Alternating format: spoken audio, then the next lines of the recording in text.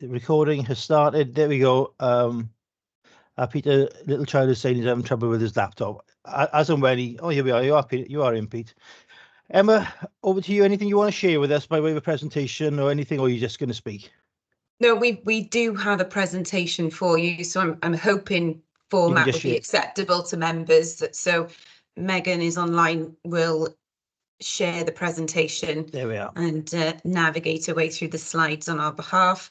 And hopefully once we've got through those slides, that gives you a bit of context, we've then got opportunity for questions and discussion.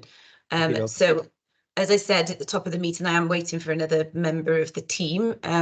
I'll give that 2 seconds to introduce. It's quite coincidental and relevant actually that we're meeting today to discuss this issue, given that it's International Women's Day.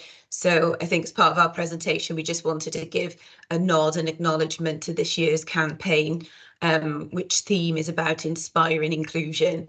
And I hope throughout the link of or the course of our presentation, you'll see how South Wales PCC is putting the voices of victims and survivors at the heart of all of the work that we are doing. Now, could you go to the next slide, please, Meg? So firstly, I just wanted to thank you for inviting me to speak to you about the work that we're doing in tackling violence against women and girls. I know it's of a particular interest to you as members, quite rightly. So it's important that we get the opportunity to explore this in a bit of detail. Joining me today then is Paula Hardy, who is yet to be able to get online, and Megan Stevens, who you will see on your screens. Two key members of our team who play a crucial role within and outside of policing in terms of driving our response to violence against women and girls. And you'll hear from both of them in a little bit. So could you go to the next slide, please, Meg? So as you will all be aware, gender-based violence and abuse continues to be, I think, a crisis that extends beyond socioeconomic and cultural boundaries. And globally, it continues to affect 1 in 3 women in their lifetime. So it has quite far-reaching socio and economic costs, not just for here in Wales or the UK, but globally. And so it's been our mission, and certainly has been a passion and commitment of mine, to drive change in terms of violence against women and girls from the outset of the current Commissioner's term in office. So it is a priority in our police and crime plan, as you will know. And I hope over the course of the various inputs you've had to panel, we've given you flavours both from the operational response and the work that we've done to show that we are starting to make some changes and see the green shoots of progress in terms of our response. But in spite of that progress over recent decades, I think statistics still tell an unacceptable story, and individual accounts of victims and survivors that we talk to on a daily and weekly basis, again, still tell us something quite stark. I just wanted to set out in this slide the context in terms of overall volume in South Wales specifically. So you can see the overall volume of domestic abuse incidents remains high. It's important to note, though, that we have seen a 7% decrease in domestic abuse crimes since 2017. Again, 7% not to be sniffed at. And I think that again represents the efforts and energy that we're putting in as a South Wales level. But I will caveat that with volumes still remain in an unacceptable place, and we need to be up in the pace and scale of the change that we want to make. In illustration of that, domestic abuse or domestic related crimes represent 1/3 of all violent crimes in South Wales. And there's a call received every 15 minutes in relation to domestic abuse incidents. So again, that puts into context the scale of the issue that the force is dealing with. You'll also notice on this slide to the right-hand side of both graphics, stats around honour-based abuse and stalking and harassment, and you can see the contrast between 17 and 18 to 22, 23, where what we're seeing is a shift in profile in terms of violence against women and girls, an increase specifically in stalking and harassment and honour-based abuse. Next slide, please, Meg. So again, this takes us down to a bit of a regional breakdown and regional picture. So again, at high level, just for noting, the force receive 105 or over 105,000 occurrences recorded every year. And that's for all types of contact or calls for service. 27% of that is for violence against women and girls. So again, another stat that sets the context of this issue. So in the region broken down into our 3 basic command units, you can see that domestic abuse and serious violence are consistently high in terms of numbers, but that profile variance that I pointed out earlier on in terms of stalking and harassment and honour-based violence, stalking and harassment is increased across the board, but honour-based violence has geographical variance, which of course you would expect, perhaps in terms of the demographic makeup of the force area. Next slide, please, Meg. So that's stats and context in terms of setting the scene, but I wanted to set that in the backdrop of the societal context, which has been evolving and changing in recent years. So I think first and foremost to address is the public trust and confidence gap. It's been that confidence from communities has been undermined, particularly following a series of high-profile cases, Sarah Everard being one significant one, and I think has represented a watershed moment for the public and widened concerns about misconduct and integrity within policing. So as volume and demand go up, so confidence levels go down. So that's a challenge in terms of both the Commissioner and policing to ensure that communities are confident enough to come forward against the backdrop of that national narrative, and of course examples and cases locally. There's also the wider confidence in the justice system in terms of how many of these cases are brought to justice, and you will have seen over the course of our conversations at panel where South Wales has made real inroads in improving and increasing the number of cases that are brought to a positive outcome and proceed to court, but there's still a long way to go. Inequity in the public service response to the safety of women and girls from marginalised groups has also been highlighted. Whilst our communities have diversified across Wales, across England, and particularly across South Wales, the response to violence against women has not kept pace. And so additional barriers to disclosure and effective support have been highlighted, that there's perhaps pockets of women and girls in our communities that aren't getting the tailored responses that are required. And the team will come on to how we are responding and addressing that. Particularly the anti-racism agenda, I think, shone a spotlight on the issue for Black and ethnic minority women and girls. But of course, this also transcends to the need to have specific responses to those with disabilities, the older people, younger people, and the wider set of protected characteristics. The last point I wanted to make about the evolving societal backdrop is the generation of young people we're seeing now are increasingly exposed to unfettered access to harmful and toxic content online, leading to some really harmful attitudes and behaviours. And you may have seen, as panel members, the Estin report on peer sexual harassment, which illustrated the prevalence of that type of behaviour within the school system in Wales. From our perspective, we've got a challenge contending with those online communities, that stream of limitless messaging and promoting sexualization, objectification and misogynistic attitudes, and presents a real challenge in terms of public services keeping pace. But again, I hope that our presentation will start to illustrate how we are currently and will be looking to address that. So I'm going to pause there and hand over to Paula, who's going to set out our strategic approach to addressing the issues that I've set the context for. So Paula, can I hand over to you? Of course. Sorry for being late. I couldn't, for some reason, couldn't get into Teams, so I had to restart. But so I hope I didn't disturb any of the presentation so far by being late. So I just wanted to sort of touch on our approach to working in partnership and identify some of the areas that we do that and why we think it's so important.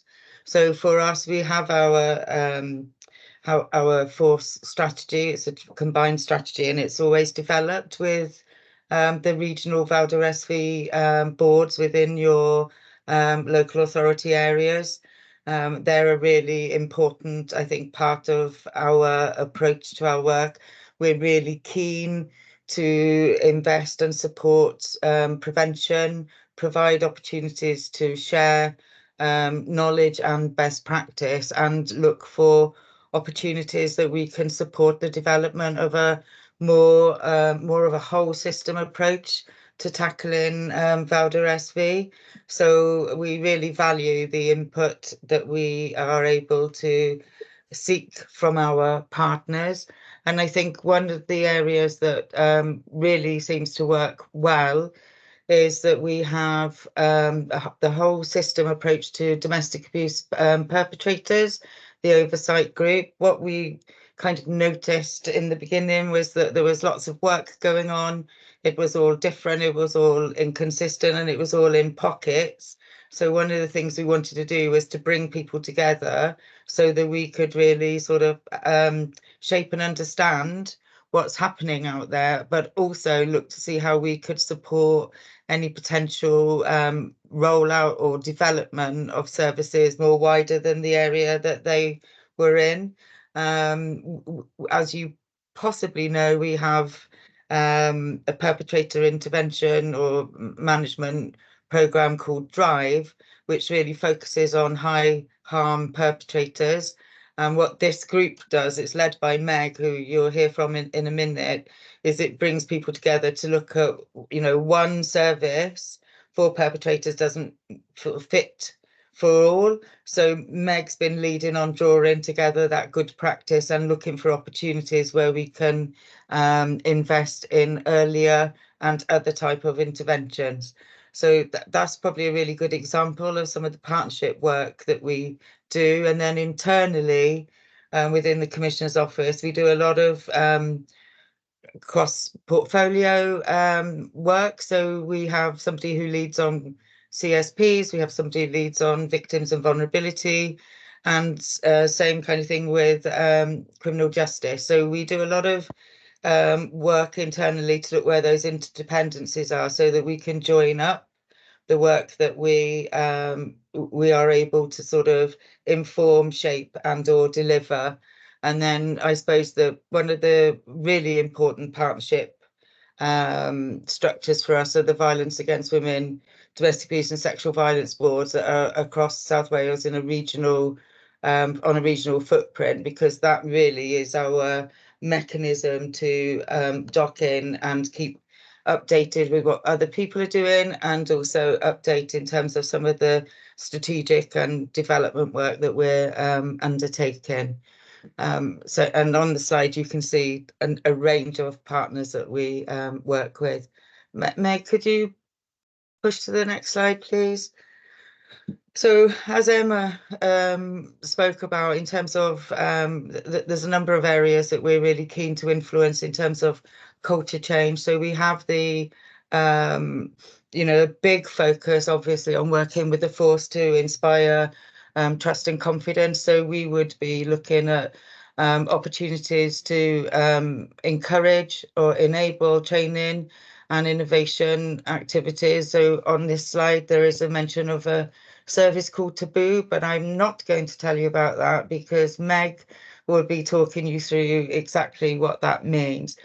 We've got a big focus on prevention. So we've invested over the last few years in a program of an approach called Change That Lasts, which looks at developing a more needs-led response for victims, because at the moment, as you will probably be aware, most of the services that are provided for victims are, again, high harm, high risk, so a place of safety like refuge, and prevention of homelessness. So this is about providing a service that is accessible at the point that a victim needs it. And ideally, that often shows to be at the earlier stage than people being at high risk of harm. We're going to be looking at how we work with children and young people, including schools. How do we look at the modernisation of interventions to combat the root causes that sort of influence attitudes and behaviour? And we'll be looking to see how we can develop that with others and ensure that what we're developing is age appropriate. And really keen on the next one is around how we sort of focus on sort of the pro-social values and attitudes in terms of positive masculinity. So how do we, redress the balance really that is part of that real societal issue in terms of attitudes and behaviours. And then the other aspect that we're working on in terms of culture change is around equality, diversity, inclusion. So we're looking at our evidence, with our partners so that we can really understand the picture in its fullest sense, and doing a lot of work in terms of investing in cultural competencies within our own team, but also with the services that we provide, just to make sure really that they are open and accessible for as many victims as possible, and services are confident to be able to respond to their needs. Would you push? Thank you. So this slide, you probably, well, I don't know, you might not be able to read it, but what we just really wanted to show you here was just with the money that we get from the MOJ to commission services, how that money is split across the regions. I'm assuming the slide pack will come out to you, but what we will do is we will provide this visual in a slide on its own so that you can read it properly. But it just shows you how things are broken down, and basically how we identify the services that we wish to deliver across our area is in part from feedback from victims, feedback from your regional advisors or other people who are working within your teams. And then we have what's called a victim needs assessment every 4 years.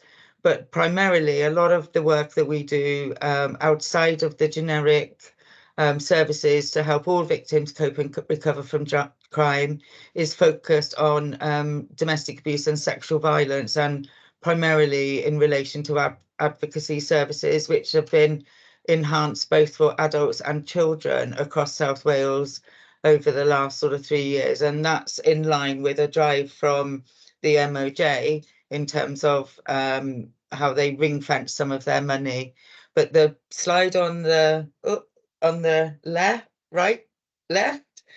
just shows you, sorry, I'm not very good with my left and right, just shows you how that money is broken down in terms of how we spend that over the financial year, and just gives you a flavour really of how we are working really hard to be as inclusive as possible in terms of A, the services that we provide, and B, that we are responding to that local need as best as we can in relation to victims. And I think with the domestic abuse and sexual violence services, what we've seen through some of the other work that we've done is that that's a real complement to any of the other services that might be funded through local authorities or Welsh Government funding.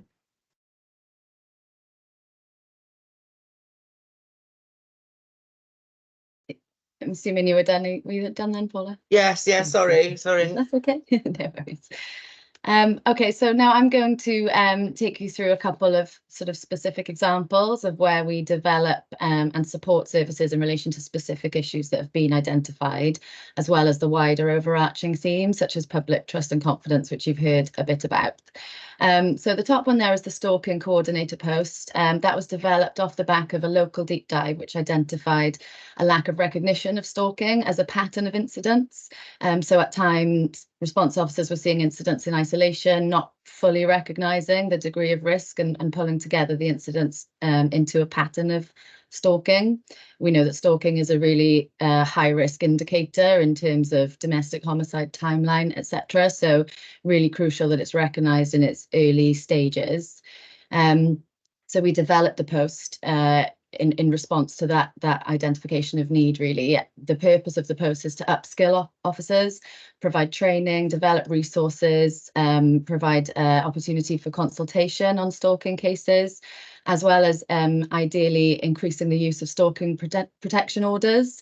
So when the post was first developed, there was only one that had been secured across force area. Since that post has been implemented, there's now 8 in motion. So we have seen a relatively quick increase in the use of stalking protection orders. The post holder also looks to identify good practice nationally and bring that back to local force, and also identifies gaps as well. So one thing that's been identified already is a gap in provision for perpetrators of stalking. So, you know, somewhere that we can kind of look to target some resource potentially. As well as the stalking coordinator post, we're also working with the Susie Lamplugh Trust over the next few months to do a stalking review. So what that will do is assist us in assessing where we are currently with our response, but importantly, where we need to go next, you know, to really improve that response. The next one there is Project CARA. So CARA is an early intervention response to perpetrators of domestic abuse. It's recognising that the circumstances of perpetration and of families where there is domestic abuse are significantly varied. It's not always the high risk, high harm intervention that's needed, such as drive, which Paula mentioned earlier. There are occasions where, you know, it could be a first incident of abuse, standard risk. So CARA is it's for those cases where it's the first incident of domestic abuse that's been reported. There's an opportunity for education and awareness raising to prevent escalation. It routes people away from the court system and into support, but it does sit within that framework of other domestic abuse interventions. So it complements the kind of higher risk and the medium risk interventions. Obviously, there's a referral pathway up if the risk does appear to be higher than first identified. As Paula mentioned, we've significantly invested in drive across the force area. So that's an example of directing investment towards unmet need and offering support to people who wouldn't have been offered support otherwise. The next one there is about survivor engagement. So survivor voice is integral to all of the work that we do. We try to use our platform, our position to provide a platform for survivors, for their voices to be heard. We ensure that there are opportunities for them to speak to criminal justice agencies in a range of different settings, either in a kind of formal coordinated settings where they can put questions to organisations such as, you know, HMCTS, police, probation service, or it could be at events where they're speaking to force colleagues about their experiences. You know, we often hear feedback that in a day-long presentation on a range of different interventions, the most powerful one tends to be the voice of the survivor, and they feedback to us that they found that empowering as well. And they're always, you know, really keen to make sure that the voices are heard. And then as well as that, we try and close the feedback loop. So if they do support us with co-production or collaboration, we make sure that they hear what difference that has made so that they don't just feel that their voices are falling on deaf ears. Operation Soteria there, so that was an opportunity for us as a force to transform the response to rape, improving victims' experiences. It shifts the focus onto the perpetrator, so it takes the onus off the victim to be the primary source of evidence. It looks at building a bigger picture and ensures access to support and a trauma-informed response to victims. It's an academic partnership, so it allows force constant access to guidance and support from experts in the field. And the vision really is that it can be transferable onto other areas of policing to improve victims' experiences, you know, across a much wider range of policing. And then the last one there about police perpetrated vowed arrest fee work, so Taboo. I'll take you through Taboo in some more detail on the next slide. But basically, you know, some internal discussions took place, recognising the complex barriers faced by victims, particularly the power imbalance where the perpetrators are police. This was, of course, compounded by high-profile media coverage, which Emma mentioned earlier. This exacerbated the issues of public trust and confidence in policing. So we started work to develop an appropriate response, recognising the scale of the issue and that it needed a coordinated, sort of targeted response. So this slide talks through in more detail Taboo, just to give you an idea of what the projects kind of start to look like once we've identified the need for them. So it provides a trauma-informed, strengths-based, needs-led approach with specialist training and understanding of processes. We worked with Gwent PCC's office initially, so it was a collaboration between the two force areas with the vision that, you know, it would be accessible wider. There is hope to potentially work towards an all Wales rollout to take the learning and kind of spread it as wide as we can.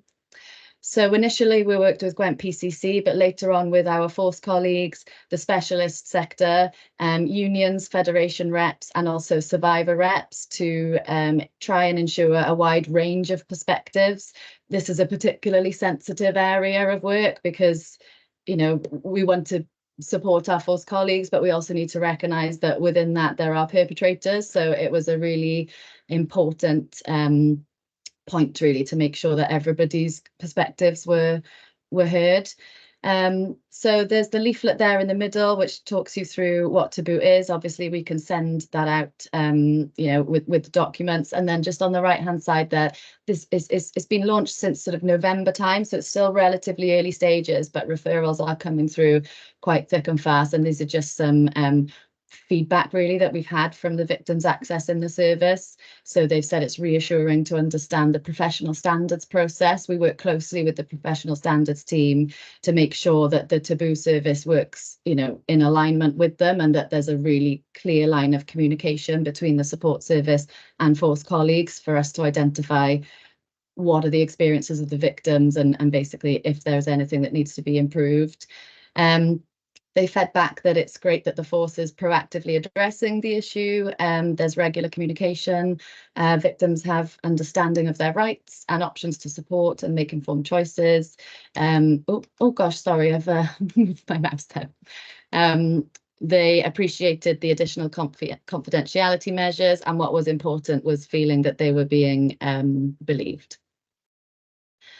So this is a case study to hopefully bring to life what the stalking coordinator does. So in this case, there was a male perpetrator, 39 years old, carrying out a terrifying campaign of stalking, intimidation and threats on their ex-partner, up to 400 calls in one day. That there were initially charges brought, but no conviction. So the stalking coordinator in this case started gathering together and storing evidence required for the application of the stalking protection order. So the stalking protection order is a relatively lengthy process. So what she did was just, started basically building the file. There was liaison with a range of agencies to explore potential positive requirements for inclusion. So one of the strengths of the stalking protection orders is that you can add a requirement that the perpetrator has to engage in A, B, and C. So that might be, you know, not to enter a certain area or to engage in a behaviour change programme where available. She attended court on the day to support in the request for the stalking protection order, but also liaised then with the independent stalking advocacy service to ensure that there was support for the victim following. The outcome was really positive. A 5-year stalking protection order was granted. The victim had increased support, and there's accountability for the perpetrator should they breach the stalking protection order. If that stalking coordinator wasn't in post, there could have been a missed opportunity, lack of recognition of the pattern of incidents, further risk or harm caused to the victim, and continued lack of trust and confidence in the police's response. And finally, from me, this is just an example of where Project Cara has come to life. Again, it's been launched relatively recently, so it's very early days, but this is a really great example of where Cara has has been an appropriate referral. So it was an intimate relationship, but no reported history of domestic abuse. There had been quite a significant change in the circumstances, in the family circumstances. There'd been a job loss, which could potentially have been an aggravating factor. The subject pushed the victim, causing the victim to fall. The subject was under the influence of alcohol at the time. There was no injuries. The perpetrator accepted responsibility and was very remorseful. Stating he'd had negative views about his job the previous day. The victim had been contacted. The victim also confirmed there'd been no history of abuse in 19 years. So it did really appear to be an isolated incident and potentially triggered by the familial circumstances. Victim didn't want to make a complaint. So this was referred into a CARA intervention. This meant that the victim and the perpetrator would both receive a bit of support over the next couple of months. The perpetrator would have education and awareness around the potential impact of that kind of behaviour again, and ideally would prevent any future incidents. If CARA hadn't been available, the case could have been dealt with by way of a simple caution in which no intervention would have been offered to either party, so a missed opportunity to prevent further incidents. Or it could have been considered for a charge, which could have led to a conviction, and this may have had a negative impact on the family in terms of future job opportunities. So it could have caused additional strain on the family at a difficult time, which in turn could have increased risk. So CARA, as you can see, it's recognising that the response to perpetrators is very different depending on the level of risk and need. And so, we're keen to introduce a wide range of interventions, that are targeted and proportionate to the incidents. So part of driving the development of such initiatives is knowing where the gaps are and where we can look to improve. So I'll hand over to Emma now, who's going to cover the scrutiny work that's carried out in the office, which informs us of where we need to direct our resource next. Thank you, Meg. So in terms of scrutiny and assurance, and so in addition to the Commissioner's responsibilities or our team's responsibilities in setting that strategic direction, as Paula has mentioned, commissioning vital services and investing in innovation, we've got a significant role in terms of scrutiny and assurance, not just within the policing, but across our partnerships as well. So we check and test performance in a variety of different ways in order to highlight areas for development and opportunities for learning, so that we are on a continuous improvement loop in trying to keep pace with how this particular issue is evolving, both at a South Wales and a national level. So you see on the slide, we've just illustrated a range of mechanisms that we utilise in order to scrutinise and check and test. So firstly, we have an internal programme of scrutiny, which works through our governance arrangements on a regular cycle,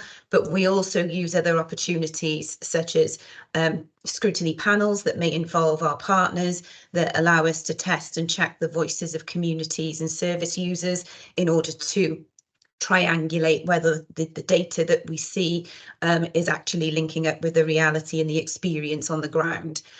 We take and examine complaints that come through the system, again, just to give us a sense check of what the issues might be, as well as discussions through our survivor network and the more traditional routes for examining effectiveness through research and evaluation, or monitoring through data and services. Next slide, please, Meg. So the last few slides, I just wanted to illustrate, not only does our team work to influence the partnership response to Vowder SV at a South Wales level, we are also working and leading the mission to tackle this issue at a Wales level, and actually have a leadership role in a number of Wales-wide collaboration programmes. So the one that you see on the slide before you now just illustrates the Vowder SV blueprint, which was published back last year and represents a multi-agency change and transformation programme led jointly by Welsh Government and policing in Wales.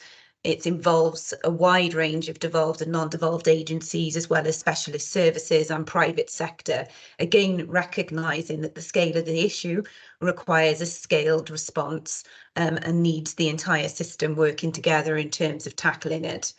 I've got the privilege of being the SRO, so the Senior Responsible officer for this programme alongside Welsh Government officials, and the work focuses very much on children and young people, our response to older people, developing a more cohesive response to perpetrators.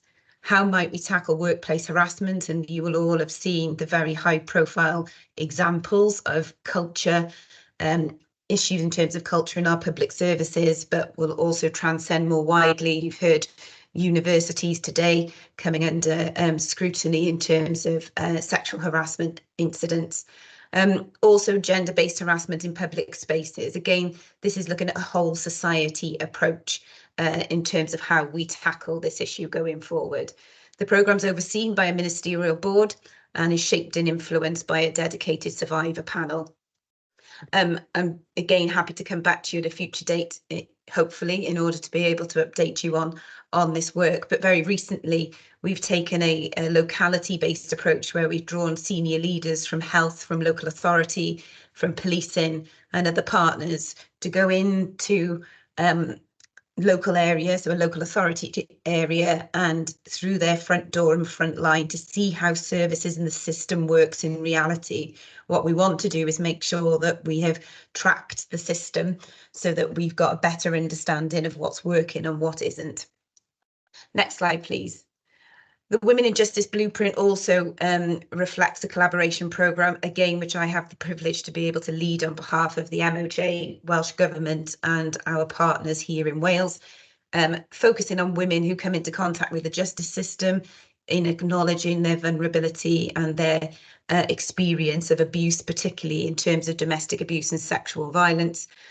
This programme has been running for some time with some real evidence of impact and benefits. And just to illustrate very quickly, we have managed to reduce or start to reduce the numbers of vulnerable women going into short-term custodial sentences and being diverted rather into better, more robust community support, enabled specialist services in terms of domestic abuse to start in the prison setting and come throughout into the community so that safety measures are in place. And we're also looking at driving safe spaces for women, so dedicated women's centres that can be stood up in all locality areas. The last collaboration programme is the Anti-Racism Action Plan, which you will have heard me talk about previously. Again, this addresses or starts to begin to shine a spotlight and address the issue of the disparity for Black and ethnic minority women and girls, particularly in terms of the link to the Voucher SV agenda. And these three programmes enable and are integrated in terms of their approaches so that we are interlinking policy development as it relates to this really complex issue. And just as an example, the anti-racism work in the Voucher SV context has started to drive change and testing of new services, such as our dedicated independent domestic violence service for Gypsy and Roma traveller communities, recognising that they have very, very distinct needs and vulnerabilities in this area. So lastly, I just want to round off by saying what's our focus for the future. So I hope you will see these as being the right focus based on the context we've set out.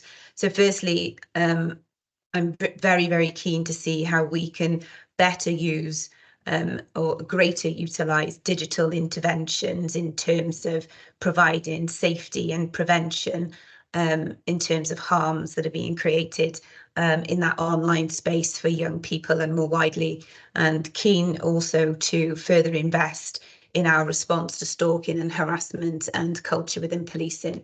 Perpetrator provision, incredibly important, and we continue to build a spectrum of interventions that are evidence to work for all those from high risk through to the lower level earlier signs of harmful behaviour. And what we're hoping to do is work more collaboratively in terms of funding models with partners going forward. And to do this, we're going to test a peer review model. So that's reviewing all local services in a given local area. And Bob, just to mention to you that Rhondda Cynon Taf is going to be our first area in this regard, because colleagues are really keen to engage, both from housing, health, policing, etc. We're going to review what we're all doing in terms of our delivery of services and think about how do we get better value for money out of them by reconfiguring where necessary, further investment in terms of models that need scaling, and just checking and testing that the finite budgets that we have are being used to best effect. Lastly, then, just very quickly, in terms of family court, we know that this is a real a vulnerability area in terms of women. Often the court system is used by men to exploit a given situation, and that the safety of women is not always recognised as much as it could be. And so we will be concentrating in that family court space linked to criminal justice provision. And lastly, as I've talked about, making sure that we continue to drive safe spaces and dedicated gender services for women. So I'm going to pause there, and hopefully we get some opportunities for any comments or questions. I hope you found that that canter through the very comprehensive programme of work we've got going of some use. Okay, thank you, Emma, and your team. I think that was very informative and some good work obviously being done. We've got roughly quarter of an hour left in our allotted slot. Any questions? We are Pete. Yeah, thanks very much. It's really good. Good to sit down and reflect actually on for me a subject that isn't at the forefront a lot of the time. So for me then to get this information, allows me to go back and obviously speak to my council and to find out actually what we're doing. I know some of it because I sit on CASC, but yeah, I'm just wondering actually when it comes to the stalking and harassment, I suppose historically it might have been a physical in-person incident. How much of this now, of those figures, are driven due to the online presence and the fact that obviously people can be contacted through multiple communications and social media, 24/7 really? Yeah, that's the challenge, Peter. You're spot on. It is a significant volume of those incidents are occurring in the online space. And as I've said, it's a challenge for services to ensure that we are being able to keep pace with that.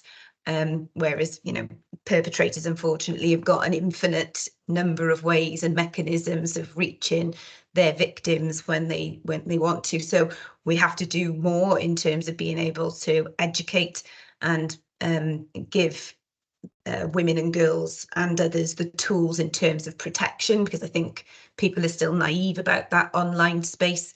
But equally, it's about once we understand and identify those early signs of harmful behaviours. And again, this is as much an education drive as it is an intervention for criminal justice. That we have then got adequate response in terms of understanding what those signals look like and be able to signpost into interventions to deal with it. So, it's a real challenge, but I'm very, very keen to work in new partnerships with technology companies as well as education providers to really get to the prevention element of this. We have to take a real education approach so that people are able to see it, spot it, and protect themselves, because we are never going to keep pace with chasing, what might be enabled via cyber or online activity. Okay. Do you think that the service provider themselves have a duty of care then as well to put things in place that you could possibly trigger?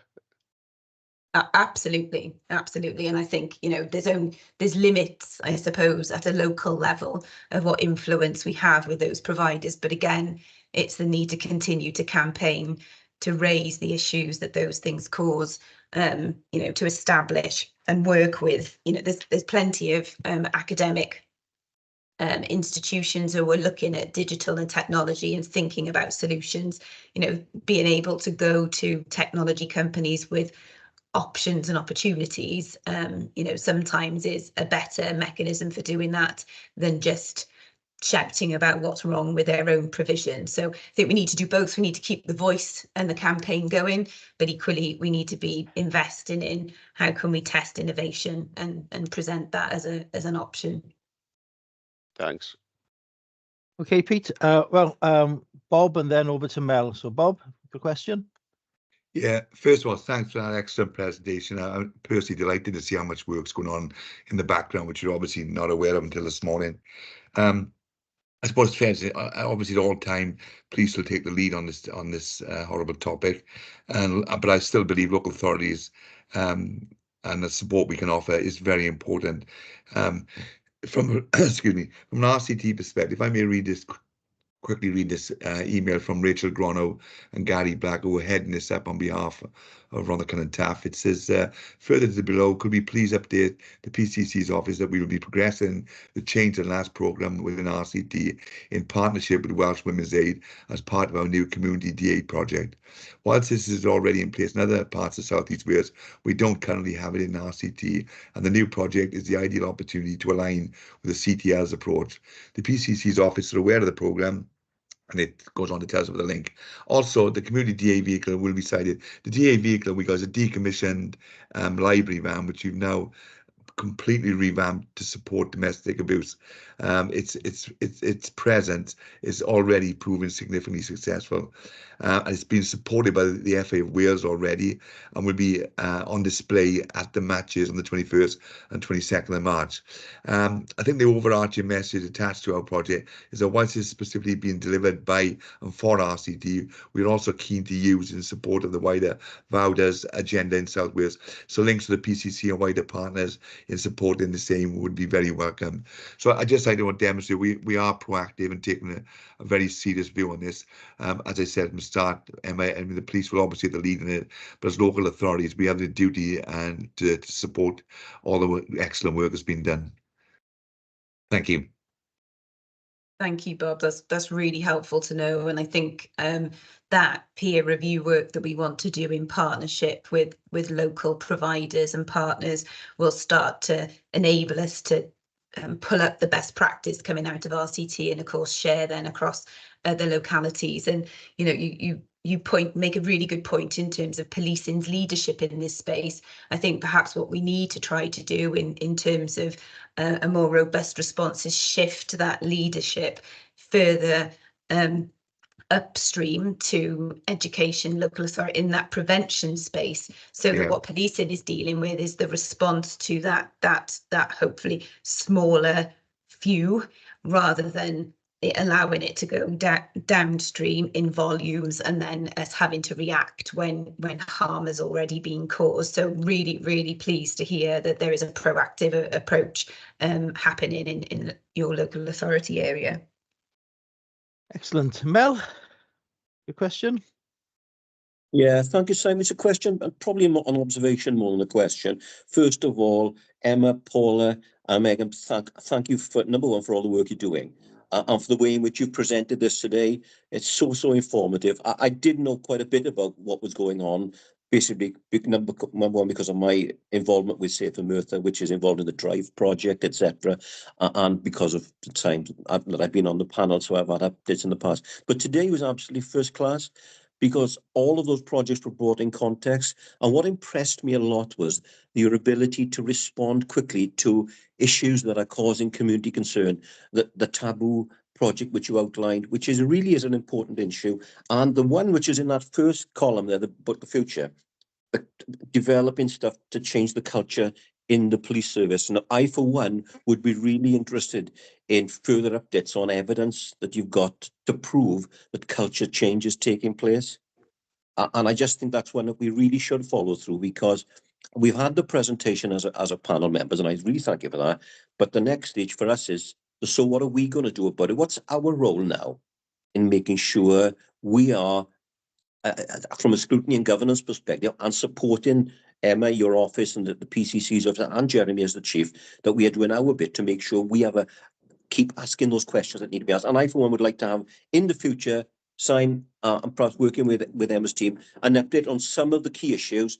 How's culture change? Evidence of it. Is taboo working? What have we got? And some of those big stuff, you know, and getting perhaps some of the people who are delivering the projects, and I know it's not the role of the panel, but I'd love to go. I know with the team, the panel, and go and visit and meet with people that are, and seeing them doing the brilliant work they're doing, so, to support them. So thank you, Emma, and once again, Paula, nice to see you, Paula, and Megan again, thanks. No, thank you, Mel, and I think your point actually about being able to see the practitioners on the ground and understand the detail absolutely enables you as a panel to be more informed and more effective in the questions that you're asking. So we would be more than happy to facilitate those types of visits and engagement, you know, because I personally would welcome the focus and questioning and scrutiny. You know, that ultimately it's all of our responsibility to give assurance and confidence to the public and to make sure that the public voice is heard within that. And again, you as a panel are part of that in terms of holding the commissioner and its team to account in terms of performance. So yeah, really welcome that going forward. Okay, Chair, thank can you, I, Emma. can I Who's just that? come in on one small point? I didn't mention, but and I think it's important. I mean, what's been professionally delivered today, as Mel rightly said, has been superb. I think on the other end of the spectrum, where we could be getting a lot of support is, and I'm a great believer in it, is high-profile individuals within Wales, whether it's the likes of Michael Sheen, the Welsh Rugby Union, want to endorse what we're doing. I mean, it's free of charge, and I haven't seen what Michael Sheen's already put out in the press and media. I'm sure he'd support our efforts. It's getting this message out via that particular vehicle that it's not acceptable, totally not acceptable. From an RCT perspective, I will be embarking on that with certain individuals who have already agreed to sort of hold a banner, write a letter, whatever it is. It's just in support of all the excellent work that's been done. Thank you, Bob. Okay, I can see Sandra's got her hand raised. Sandra, you had a question or comment? Yeah, thank you for bringing this presentation. It was really interesting to look through and see all the terrible statistics to a certain extent that, you know, sort of that are affecting people. And I just wondered, as yourself, what you thought of the Met Chief's statement this week that domestic violence should be considered as terrorism, because, you know, the effects that the number of women and obviously men do get affected by this, that's actually throughout society is quite high. If we just look at the ones who've reported to South Wales Police, the number of people who don't report, the educational levels that we need to sort of, for young, especially young girls and boys, what domestic violence is, what that incorporates, because, you know, they can get themselves into relationships where they can find themselves being treated not appropriately and not understand that it isn't appropriate. So I just wondered, you know, I suppose just a basic comment, what you thought about what the Met Chief had to say about what he considered domestic violence to be, and also sort of around the educational levels that you've talked about and things like that as well. Thank you. So I think personally, from my perspective, the response, so the prioritisation, the resources invested, and the response to this issue needs to be akin to that that's invested in terrorism. I think I'm not certain that the language in terms of the way in which that you know, a label or a brand might be used to transcend between the two issues would be helpful or not.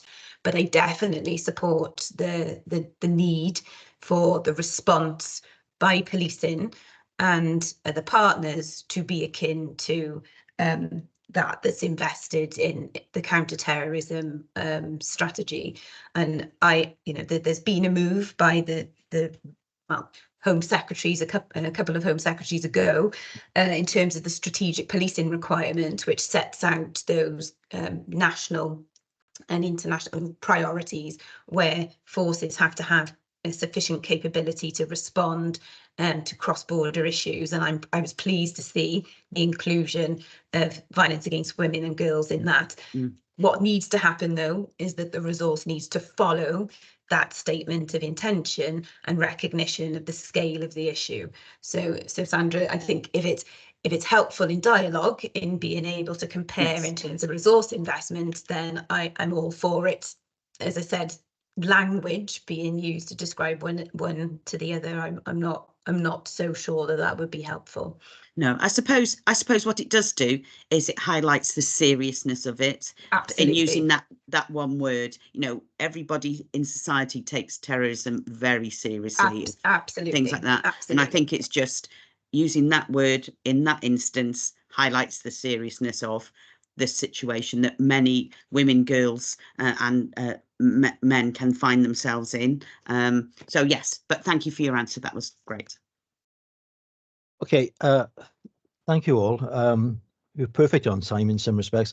What I was going to say, I made a note here that it'd be obviously all our panel meetings should be public meetings. This one isn't. That's why we're doing it on Teams. But if I can recall correctly, Emma, this subject was previously on an agenda, wasn't it? And we didn't have time to deal with it. Am I correct in saying that? Because if that is the case, what I was going to say is, could we have an agenda item for the next panel meeting on the 23rd of April for information only? Obviously, you've made the presentation today. This video will be shared, so people can see the questions and the comments you've made on it. But if it's already been, if you can check, if it's already been an agenda item, then we don't need to put it back on. If it hasn't been a formal agenda item, I suggest for the 23rd of April, if you can send something through, even if it's only the presentation that you put up today. Absolutely. But I'm sure Mela's nodding. I'm sure it was an agenda item in the past, and we just didn't have time to deal with it on the day. Yeah, if I recall, it was an agenda item, and I might have been unable to attend the meeting, and that's why we rolled it on. Yeah. Okay, if that's the case, then we won't put it back on for the 23rd of April. But if it's not the case, then if we can have it just as an information report, and then any member of the public can read the points that you've made, because it's very important, and they can view the questioning and your comments in addition to Paula and Mega's comments. So I think that's it's 9:58. Paula, you got your hand up? There's always one. Just really quickly, I'm not sure if you're aware, but through the blueprint, there's a survey gone out to all public bodies in relation to the duties that sit within the Valdez-SV Act. So they've gone to strategic decision makers in all local authorities and other areas. We're trying to ascertain how aware people are of their responsibilities under the Act, and what in terms of needs assessments and planning and stuff.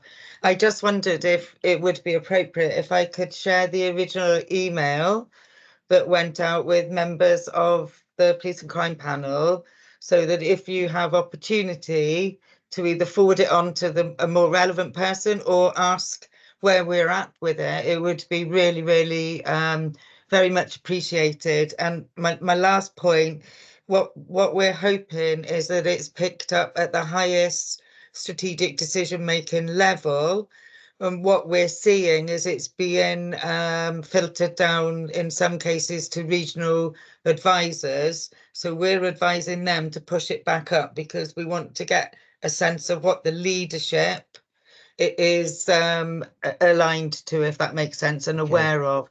So if it's okay, I'll get it forwarded to everybody. Okay, it may be easier, Paula, if you send it to Lee, the Chief of Staff, and you can send it to me, and I can cascade Oh, there we are. it. Fantastic. Otherwise, you'll have to try and find everyone's email address. Send it to Lee, you send it to me, and we'll deal with it that way. Thank you very much, everyone. Okay, I'll now, it's dead on 10 o'clock. I'll now stop the recording, but thanks everybody for your attendance this morning. I think it's been very helpful and informative. Okay, Really good. thank you all. Thank you. Thank you. Have a great Bye-bye. weekend, everyone. Okay, bye. Thanks all, thank you.